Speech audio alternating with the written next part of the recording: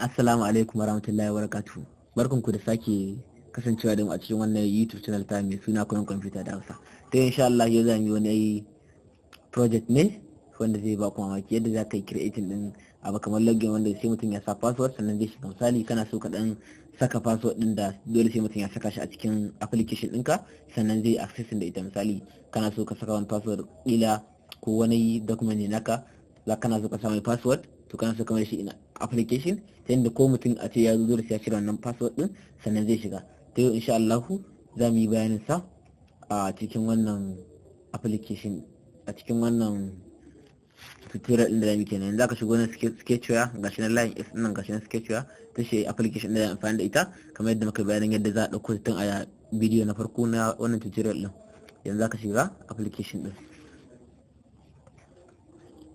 Yawwa idan ka shiga application din gashi nan sai ka zanna create a new project. Kuma shi wannan application din wani karin wani abu shi baya amfani da data. Kun ka dora data ta arfa take, kun gani baya amfani da data. Zaka zanna create new project, ka danna misali password, sai ka zanna create app. Da yake a wannan tutorial din zamu amfani ne da page ka guda biyu, da main page ma'ana page da idan mutum ya bude application din zai fara gani, sannan kuma da page da idan mutum ya cire security zai je tare. Saboda haka yanzu zamu ƙara sabon page. Zaka zo a layin ƙasan nan wajen main.xml sai ka danna shi, gashi ne ya fito ma da guri ga sai ka danna plus din can gashi ta gefe sai ka danna, sai ka rubuta mai abun naka. Misali sai muka sa, sai bari mu sa correct. Misali ma'ana idan mutum ya yi daidai shi zai bude mai wannan page, sunan page correct. Gashi nan zaka iya cire ma wani status bar din in ka zo ka kalla nan gurin gashi nan toolbar mun cire ta, status bar ma zaka iya cire ta gashi nan, za kuma ka iya da ita sai ka danna add. Ka danna add yanzu already successfully muna da shi. Bari mu koma cikin main din mu. Idan kuma cikin main wanda zaka fara yi shine zaka fara dauko edit text. Gashi nan a wajen widget zaka ga akwai text view to edit text, sai ka dauko edit text nan sai ka dora shi. Kun ga yanzu ka dora, bari mu kara faɗi. Kun ga yanzu ya kara faɗi, bari mu kara rubutun ciki girma. Misali rubutun ciki girma yawa saboda afi gani. Misali bari ma mu bolding din shi saboda sauran ke fito sosai. Sannan sai hint. Me hint shine ma'ana rubutun da za ka gani a cikin wanda zai faɗa mai rubuta mai zai rubuta. Misali anan da edit text ne, bari mu saka kalmar sirri save. Gashi nan suka kalmar sirri ya fito a jiki. To kun gani, sannan sai mu zo sai mu ƙara button, ma'ana button inda idan ka rubuta password din a nan gurin shi zai wannan. Bari ma daga ƙara rubutu a sama. Yawwa bari mu ƙara rubutu a sama. Bari mu sa tabbatarwa. Misali tabbatarwa gashi mu ƙara mai girma saboda a fi ganin shi sosai. Yau gashi nan suka kalmar sirri sannan sai bottom. Shi kuma bottom din misali bari mu ba shi a bottom din. To ka ga successfully ka riga ka yi create din abubuwan da suke a home ɗinka. Yanzu shi ma bari mu je daya correct da wannan ɗaya page namu kenan, sai mu shi ma rubuta mai abun nashi. Da rubuta abubuwan da muke so idan mutum ya danna zai je gani. Misali sai a na farko bari mu rubuta muna taya kamar na, muna taya kamar na.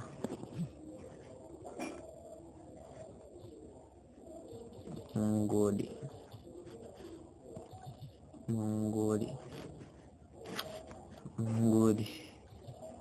sai ka rubuta save.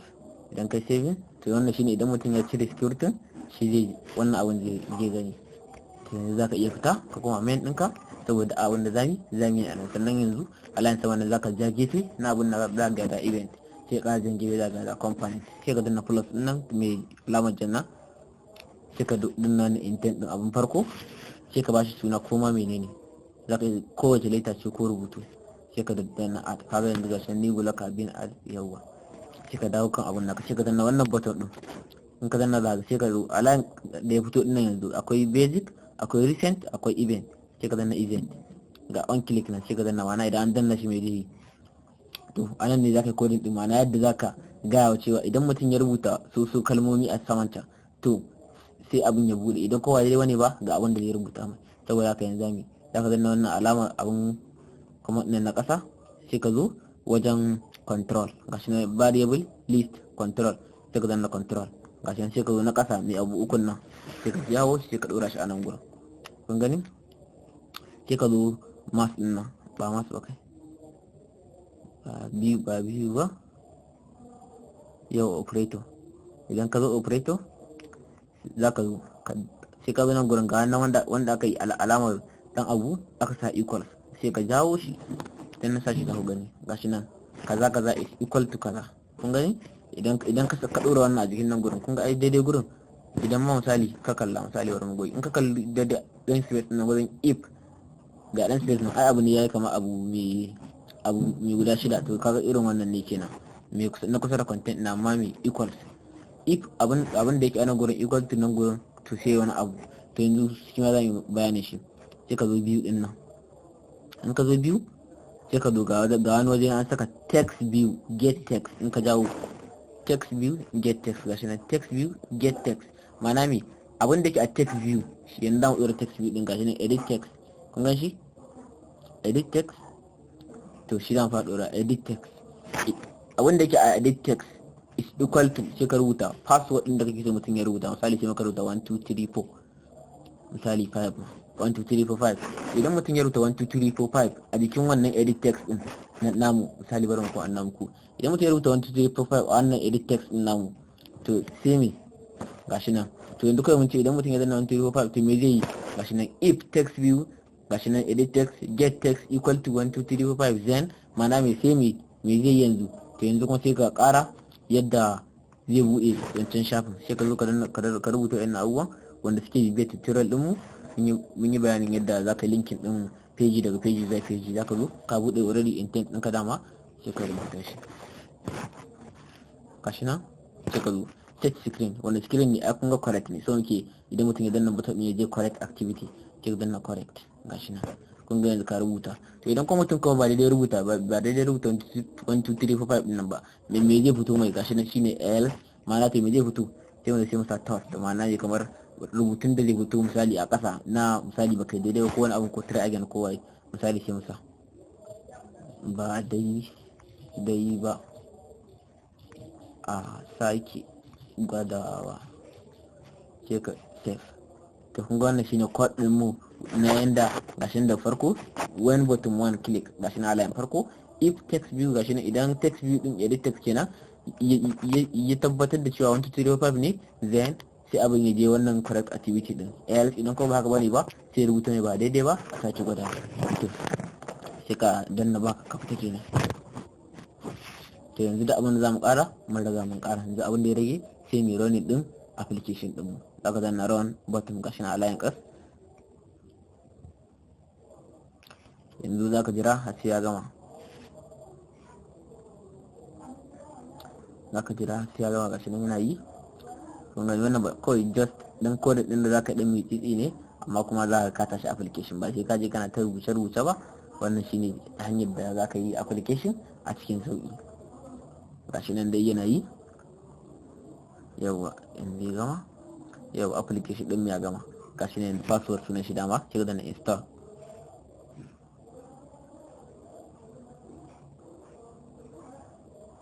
Dan ka danna install gashi nan application installed open. Yawa to kun gani ya fito. Idan ka danna button din nan ka gani ba daidai ba a sake gwada ta fito.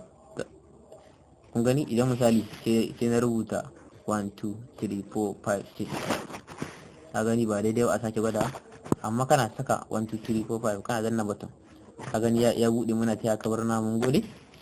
To wannan shine duk abin da kuma ka iya rubuta zaka iya rubuta su daga baya. Ka gani yanzu in misali in ka rubuta ABCD ko ne ka rubuta an dai ba wannan 1 2 3 4 5 din ba ne, to ba zai taɓa budewa ba, ko blank kawai shi ko wani abun dai ba zai bude ba. Amma kana saka 1 2 3 4 5 za ga button ka gani ya riga ya bude, saboda yanzu ga button din cewa idan abin da yake a text view din nan ya kasance 1 2 3 4 5 to button din zai linkin ɗinka to wannan page. to wannan page else idan kuma daidai bane ba zai sa ba daidai ba a sake gwada. To wannan shine alama tutorial din mu na yau. Mun gode da kallon mu, sannan da Allah ga wanda ba su subscribe ba, da Allah a danna subscribe, sannan kuma a danna alamar ƙararrawa.